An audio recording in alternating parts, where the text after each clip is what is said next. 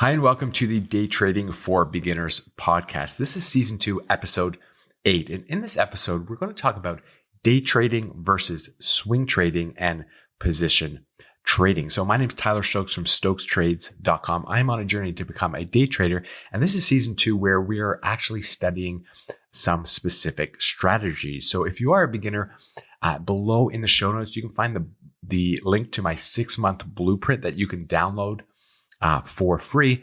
And basically, no matter what strategy you end up choosing, I think everyone should start with that blueprint because it helps you get from a pure beginner, not knowing anything, to the stage where you are eventually going to study a strategy. And that's where I am right now with this journey. And if you've been following along, you know that I've been studying a day trading strategy from the Reddit group, Real Day Trading Reddit group. They have this wiki that I've mentioned many times. And I also found a trader called the Great Matsby, who I have been following and really liking his analysis. And it actually turns out that his strategy is much more of a swing and a position trading strategy. So I'm sort of studying both of them at the moment, but the limited time I do have, I tend to always go back and study Matt's strategy, the market symmetry strategy, and more of a position trading strategy. So I can totally see myself maybe focusing a bit more on that. However, I am going to commit to studying both of them and deciding later which one best suits me. But you might come to this position as well, as a new trader, and you might ask yourself, what actual trading strategy best fits, your goals or your lifestyle. And it can not always be something that's super simple to figure out. You might need to actually dive in and study a few strategies and test them out and see if you like them. So again, I'm going through the wiki, but I am leaning much more towards this swing and position trading strategy as opposed to the day trading strategy in the wiki. But, like I said, I'm going to commit to learning both of them all the way through and then sort of deciding what I want to do. But, once you maybe understand a little bit more about some of the key differences between actually, day trading, swing trading, and position trading, that might be able to help you kind of lean towards going out and finding a strategy that sort of aligns with that time period. So that's what we're going to do in this podcast, is sort of just break down the differences. And then in the next show, I am going to actually do a video and a rundown of this position trading strategy from the Great Matsby. I've kind of labeled it as a market symmetry sort of strategy. And then basically what that post and that podcast is going to do is outline exactly how this strategy works. So what's great about this one, and maybe why I'm leaning a bit more towards studying it more, is I kind of know what to do. I can look at the charts and I know exactly what to do. Whereas the day trading strategy that I'm studying from the wiki, I haven't got far enough to actually be comfortable sitting in front of my computer and actually going and making some paper trades. So it's probably why I'm kind of enjoying that one, the position trading strategy, a bit more, is because I kind of actually know what to do. So again, I'm going to have a link in the show notes to that write-up that explains exactly what that is. So let's kind of talk just briefly about, the differences between day, swing, and position trading. So day trading, we have talked about this a little bit. With this strategy, you're buying and selling, stocks, currencies, or whatever, financial assets within a single trading day. So your goal is to really capitalize on small price movements, and you close your positions before market closes. Now, keep in mind, there will come times with, I think, any sort of day trading strategy where people might hold on to a stock overnight if, the market conditions call for that. And also keep in mind, many day traders also do a bit of swing trading or position trading. They have long-term investments as well. So there's a strategy that I think people focus on, but it doesn't mean that you can also do a hybrid type of strategy for certain situations. But the key, features of day trading, time commitment, it's a little bit higher. Day traders, you're kind of, you're sitting in front of your screens, you're making quick decisions throughout the day. So something to keep in mind. Your holding periods are shorter, so all positions are generally opened and closed within the same day. If you want to talk risk and reward, sometimes it can be seen as a bit higher. With frequent trades, day traders, you face more volatility require more precise timing. But on the flip side, you can achieve quicker returns as well. So, the potential for fast returns is there because the short-term nature, you're sort of buying and selling that day. So you can kind of get profits within a specific short period of time, like one day. In terms of tools and skills, again, you'll need to have some of the charting tools that we talked about in prior episodes. So nothing really different in terms of tools needed, maybe just some scanners or some screeners that fit with the strategy that you are doing. But again, the benefits of day trading, there's no overnight risk. And then you potentially have the opportunity to make some potential faster and quicker profits because you're going to close out your positions every day and you can have a profit for that day. Now, the thing that comes up with day trading that I want to talk about in this episode as well is this thing called the PDT rule for day trading. I'm just going to talk about it briefly, what a beginner might need to know. And basically, the PDT rule, that's called the pattern day trader rule. And it is a regulation in the US. It's designed to limit excessive day trading on margin for smaller accounts. So basically, if you look at what a day trade is, a day trade happens when you buy and sell the same security within the same trading day in a margin account.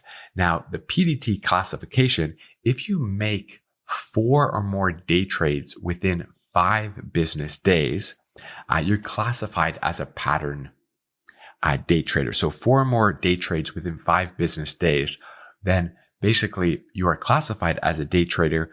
And what that requires, if you have a margin account, is that you maintain a $25,000 minimum balance.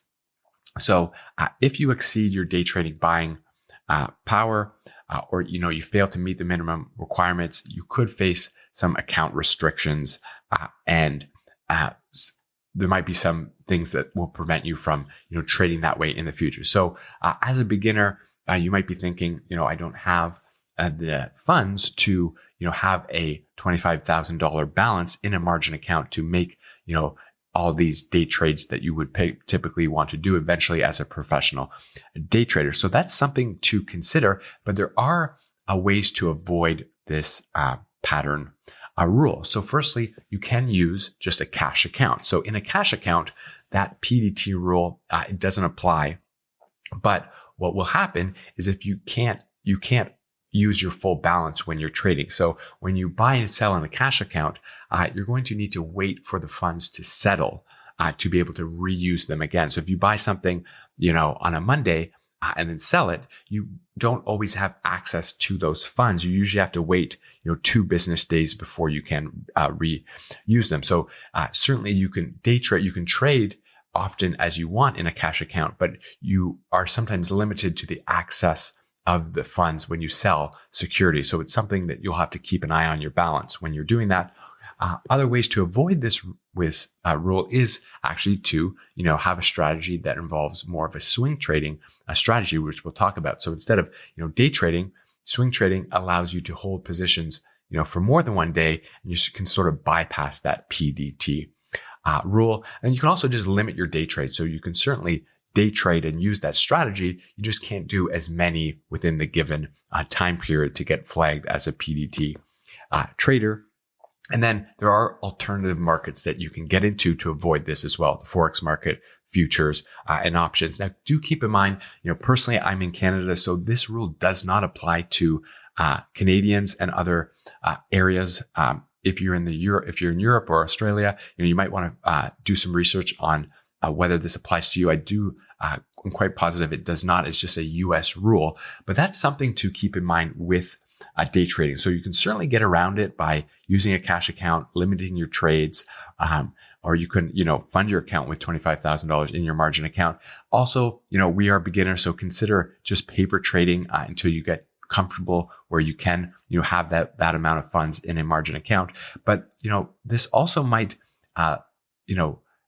push you towards maybe also studying a swing trading strategy, because with the swing trading strategy, there are also some pros, some benefits, and you can avoid that PDT rule. So again, swing trading, this focuses on capturing gains over a period of, a few days to several weeks. So everyone's definitions, not everyone's, but there's a few definitions out there with the timelines that aren't always line up exactly with everyone's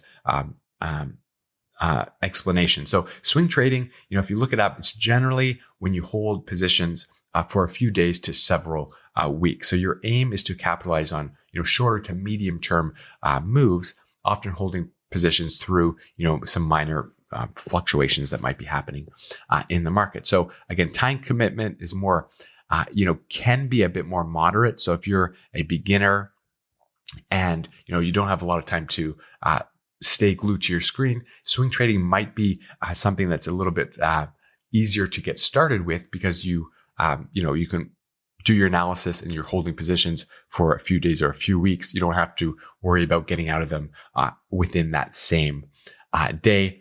There's a little bit, if you talk risk and reward, you might want to label this one as a bit more moderate. It tends to have, less risk than day trading.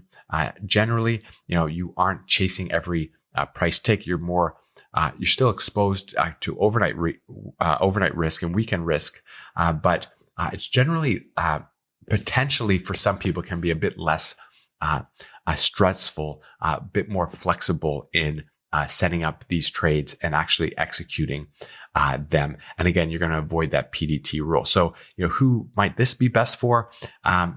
If you can't really watch the markets all day and you still want to take advantage of, being involved with trading, this might be a bit of a better strategy for you. But again, I think it's always going to come down to studying a strategy, testing it in a paper trading account, and then kind of seeing if it aligns with, your, the way you function, your personality, whether you like it, whether you're interested in learning more about it. So I think there's kind of general rules for who day trading, swing trading might be best for, but I think you really need to get in and actually paper trade, study. And that's what I've been doing. And for me, I've been leaning much more towards more of a position trading type of strategy. So what position trading is, it's a bit more of a long-term strategy where traders, you hold your positions for maybe months or years based on large scale market trends. So I would say that the strategy that I've been studying, which again, I'm going to link below, that explains it in more detail. It's much more of a swing and position trading strategy. So basically you're buying at support levels, selling at resistance, and that might happen within a few days, a few weeks, or you might buy and if ride the momentum of a bull market and hold on to something as more of a position type of trader. So the full definition of position trading, your time commitment is a little bit lower. You monitor the market maybe a bit more, not on, or you don't always need to watch it from day to day. You're holding periods longer, and basically it's perfect for those that have a longer term view. So it's a bit more of a investing type of trading definition. So I would say that the strategy I'm studying, it's not purely position trading, because you are buying at support, selling at resistance. So it's a much more of a mix between swing trading and position trading. So position trading seems like it's more of an investing type of approach, whereas the strategy I'm using is a combination of the time frames sort of overlap. And what happens is sometimes, a strategy like this is more of a hybrid type of strategy where, you might be in a position where you buy and sell that same day, or you wait a few days or a few weeks, or again, you hold on to something for many months until it reaches the resistance level. So again, some strategies will incorporate more of a hybrid type of time line in terms of, swing, day trading, position trading, and, how long you're going to hold on to various types, how long you're going to hold your positions for. So again, there are these kind of set timelines, but again, some strategies are just going to overlap many of them. and not stick to a rigid type of timeline for holding position. So, which one is right for you? Again, what I've done on this journey is I've basically found two influencers or two groups that I thought were trustworthy and I liked their analysis, and I've gone out and I've studied those strategies. So the Real Day Trading Wiki focuses on a day trading strategy that I'm working through.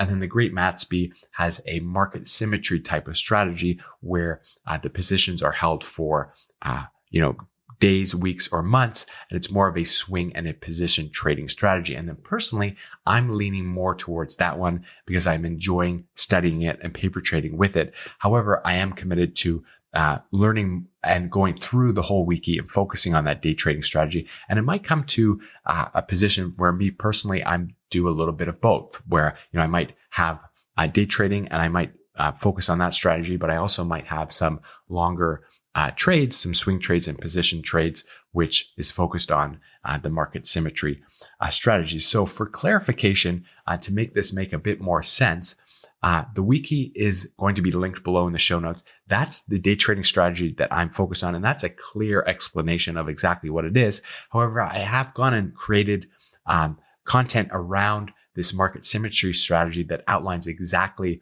what it is or what its edge is and how it works.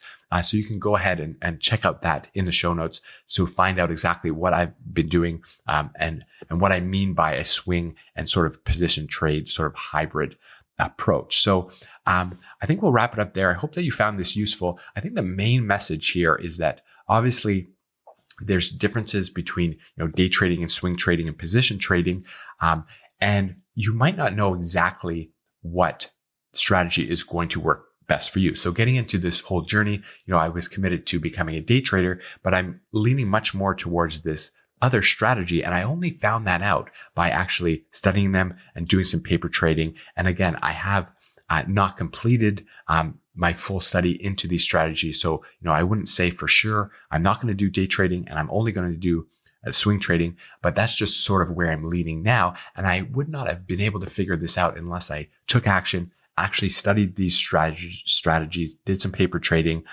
and, continued to work and stay committed to this journey. So I would encourage you to, when you get on a journey or when you get to the position where you are studying a strategy or you're looking for one, you're going to have to just test it out, study it, do paper trading, and see if you like the approach and what you basically need to do every day when you sit down and you look to trade the markets. Do you like this strategy? Sometimes people like the day trading, the fast paced of in and out, whereas other times your personality might be leaning more towards, maybe a little bit less of a less stressful approach where you're being much more patient and you're just kind of waiting for opportunities. And that comes potentially with, more of a swing or position trading type of strategy. So I hope that this was useful. Felt like I was running on and talking, rambling a little bit. So I apologize for that, but please consider checking out the show notes where I'm going to have good information that goes into more detail about the strategies that I am using. And I will have a kind of video rundown that explains this swing and position trading strategy, the market symmetry strategy. I'm going to include that in the show notes as well. So thanks so much for listening, and I will talk to you in the next episode.